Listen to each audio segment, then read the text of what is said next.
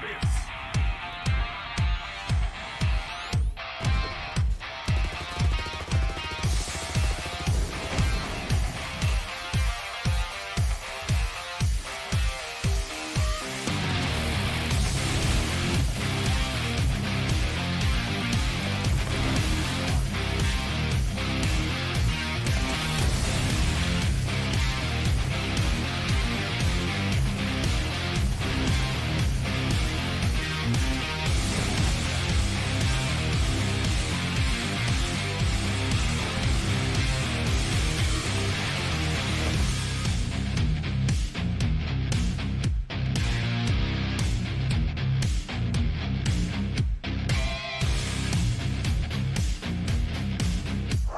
Are you not entertained? Are you not entertained?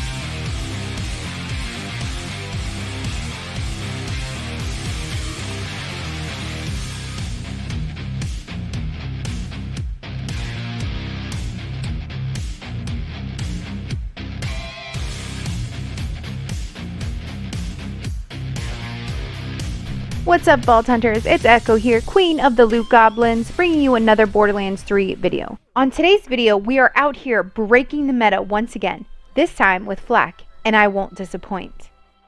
We have been streaming Flak all week, and after much testing, I have found that this skill set and synchronicity best suits my playstyle. Damage. Lots and lots of damage. As most of you already know, Flak is a glass cannon, no matter what you do. So I decided to embrace it. Let's stop trying to make ourselves and our pet more tanky, and let's just dish out as much damage as possible, all while keeping our pet alive with one touch of a button. With all that said, let's look at our skill trees. So the original Photon Flak was all about the Master and Hunter tree. Standard, meta, usual, boring. Then, a closer look into all of the trees. It turns out I was losing about 300% damage just by not going into the Stalker tree. Then, they decided to dangle a 5150 bonus radiation carrot in front of me, so of course I built around the most radiation damage. After all, if we're playing Gamma, you no doubtly have a love for radiation. And not only that, but not to mention the Cryo Rad combo. So let's take a look at our heavy hitters in the damage department. On our Hunter tree, we have Interplanetary Stalker, Hunter's Eye, The Most Dangerous Game, and Galactic Shadow. On our Master tree, we have Persistent Hunter and Frenzy. And from our Stalker tree, we have Furious Attack and Hidden Machine. We have literally taken all of Flak's damage skills and packed them into this Deathless Photon Flak build, making our Photon Flak a killing machine. The combination of these skills are lethal. Among these powerhouse skills, there are a few that get a bonus booster. Interplanetary Stalker, The Most Dangerous Game, Frenzy, and Furious Attack. These skills are unique as they are hunter skills, and being a hunter skill gives them the ability to either stack or have a short cooldown. These stacks or cooldowns can be found at the bottom of your screen. They also pair with the skill Big Game. Now, Big Game gives our hunter skills an increased duration of 100% and boosts up our effectiveness to 30%. We are taking advantage of all of Flak's hunter skills and the Big Game buffs. The next key point I want to talk to you guys about is Leave No Trace. At first, I wasn't on board to have Leave No Trace in my build. I've never needed the extra ammo before. Well, that was before Mayhem 10 and 2.0 came out. The enemies since have got a ton more health, and the first time I did the raid on True Takedown mode, I was running out of ammo like crazy. I put 3 points into this skill, and all of a sudden, it became a breeze. So, yeah, I really recommend having this in your build, no matter what you're doing at this point. Alright, moving on to survivability. Flak with the Deathless build, literally has no survivability, and I'm not joking. All of his skills and everything are based on health regen, and we're doing a Deathless build. So we can't regen health because we don't have any.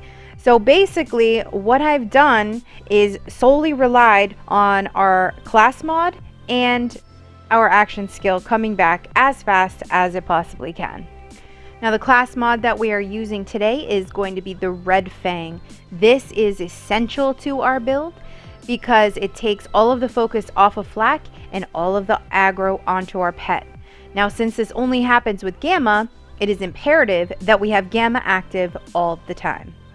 There are two skills that help Flak get his ability back immediately. Those two skills are Megavore and Head Count. Those two work hand in hand on getting our action skill back as soon as possible. Now with Head Count, whenever Flak scores a critical hit, there is a chance that their action skill cooldown is reduced. Now going down the Hunter tree to our capstone Megavore, Flak has a chance to score a critical hit with weapons against any part of the body of the enemies. And this is a 20% chance. Now, if you're using guns like the Brainstormer, the Reflux, the Redistributor, anything with like a multi-pellet crowd control weapon, this is going to give you so many critical hits that our action skill will come back immediately. And this is imperative to keep Gamma active, to keep our pet alive, so that all of the aggro is taken from us and put onto our pet. You may have noticed that we've only opted to put 1 point into Eager to Impress, which gives us a reduced cooldown. Well, Head Count and Megavore get the job done without the help from Eager to Impress. Don't get me wrong, Eager to Impress is a great skill, but you don't need both of these tactics. One or the other will suffice. And we've chosen to go with Head Count and Megavore. The only reason we put 1 point into it is to get down further in the tree. The last skill that I really want to talk to you guys about is in our green tree. It is Lick the Wounds. Now, this is a great skill. It allows your pet to res you. And this is one of our survivability perks. So if I told you that you would never go down with this build, I'd totally be lying, because we are a glass cannon and there's no question about it. And from time to time, enemies can get the better of us. But the only time that they really get the better of us is those guys with the shield in the raid. Those are your worst enemy, because when using the Reflux or the Brainstormer or the Redistributor, those reflections of the guys holding the shield are doing your damage. And our shields right now are not scaled to Mayhem 10. So you are doing a massive amount of damage that's getting reflected back to you. So I really think the Gearbox needs to take that and really think that through. And I hope that they come out with scaling for shields, or at least make the reflect of bullets scaled. Because as of right now, it's not scaled and you are getting a ton of damage reflected back at you. So if and when that happens to you, Lick the Wounds is there as your savior. And finally, I'd like to talk about our pet's survivability. He, like us, has none. And we've elected to do so because inside of Gamma Burst, your pet cannot die. What is the point in wasting points into skills that put our pet at max health when 100% of the time he's immortal due to Gamma Burst being active? I think our points are better served in damage skills. The pet that we have elected to go with is the Great Horned Skag. This is giving us 5% damage and 10% gun damage. And for our action skill augments, we went with Empathic Rage and Atomic Aroma.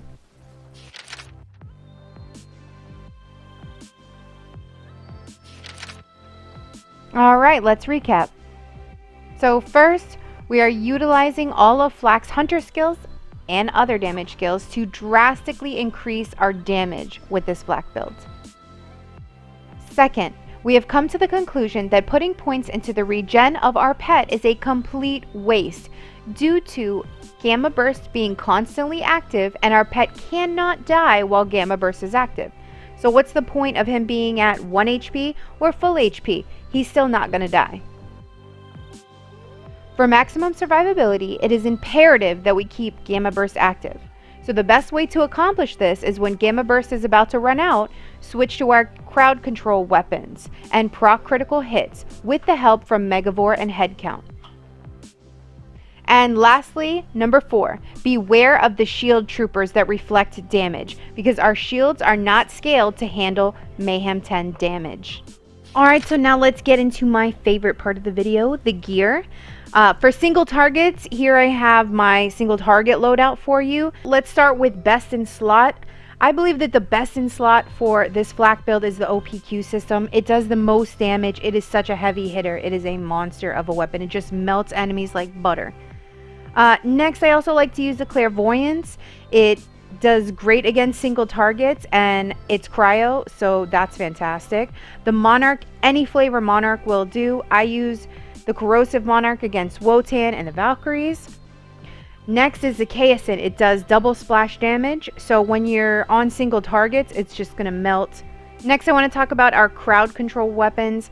Best in slot is going to have to be the Reflux. It just pumps out so much damage. I like to use the Cash Infused. It saves on ammo. But if you're in a smaller mobbing area situation where there's an ammo dump nearby, go ahead and use the Redundant. Next, I'm going to go with the Brainstormer. It acts just like the Reflux. This is going to help you proc your action skill super fast, just like the Reflux. Also, again, Cash Infused, just to save on ammo. Next is the Redistributor. It is a sleeper on Flak. I absolutely love this weapon, and once they scale Mayhem 10 down, this is going to be, again, a powerhouse. So look for that when they scale Mayhem 10. Next, the Lump. Everybody loves the Lump. I can't wait for the scaling. The Lump is a monster. I love to use that in the raid and trials and everything like that. It's a great crowd control weapon. For our anointed weapons, the anointment is going to be while under 50% health, deal 150% bonus radiation damage. This, because we are using the Deathless, is going to be better than while gamma burst is active, gain 115%. So we are gaining more radiation damage and all of the time, not just when our action skill is active. For our shield, I went with the Old God with a double turtle. I love the Old God because it not only gives you a 20% bonus elemental damage, it also gives you 25% elemental damage resistance. And then I would say whatever shield you go with, be sure that it has turtle on it. We are going Deathless, so we want to buff up our shield as much as possible. And then for our anointment, we're going to go with a bonus elemental damage just to give us that bonus when our action skill has ended. If you want to go with like a front loader, that's fine too. Just try to buff up your shield with double turtle or at least one turtle in slot. And then, of course, the bonus you want, elemental. For our nade, we went with the P nade to debuff our enemies with on action skill end, gain 50% bonus. That elemental damage is up to you. I usually go with shock, radiation, or cryo. For our artifact, we are going with the Deathless. The prefix is completely up to you. I like to go with the Icebreaker Deathless because I like to use cryo with my radiation damage. But you can also use a Snowdrift Deathless or even an Atom Bomb Deathless. The class mod that we are using is going to be the Red Fang. Now, I would say that what you want on the Red Fang as far as passives is going to be something like splash damage, because Flak doesn't have anything to spec into splash damage. So on Flak's formula, that's really bare. So I would say go ahead and get a comm with splash damage on it. Next, I would say beef up your critical hit damage, and then the third is completely up to you. If you want to do mag size or a specific weapon, that's completely up to you. As far as the skills you want on it, you want at least one in Heat Bites, and then you can get the rest in Eager to Impress if you'd like. The reason that we want at least one in Heat Bites is because that's going to proc our Frenzy. The reflective damage that our pet receives, that's going to keep our pet alive a little bit more and also proc Frenzy. Alright guys, that's going to do it for this Photon Flak 2.0 Deathless Edition build video. If you've enjoyed it, please be sure to hit that like button. And if you have any comments or questions, be sure to comment below. I try to answer every single comment that I possibly can. Please take a moment right now and hit that like button. I'd greatly appreciate it. If you want to catch these videos live, you can find me at twitch.tv/JadedEcho_ or subscribe to my YouTube channel and be up to date with each video.